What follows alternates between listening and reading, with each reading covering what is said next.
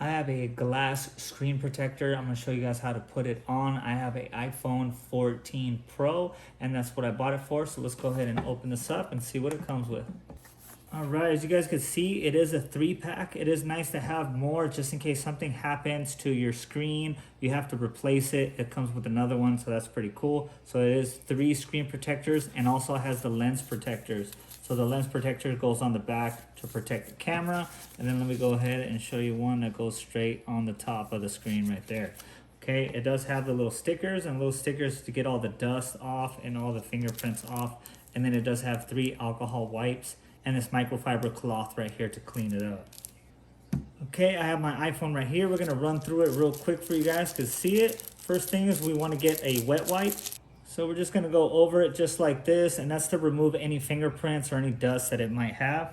And then we're gonna go over it with the dry wipe, and that's to remove any liquid that you might have put on there from the wet wipe.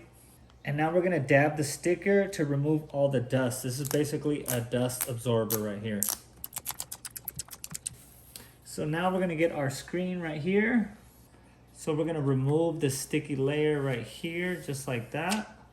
And the sticky side is gonna go down right on the screen. And we gotta make sure everything's aligned, so the slower, the better. Okay, we wanna tap the center just like that. You guys can see it's doing its thing right there. And there's gonna be no air pockets when it's nice and done. Okay, we're just gonna massage that out all the way to the corner. Okay, just like that, you guys, we do have the screen protector on there, and it's nice, and we could go ahead and scratch it up if it messes up at all, or if it has a little crack in it because of a bunch of dropping. Of course, we're just gonna replace it. So let's go ahead and put the one on the back. It's gonna be the same steps.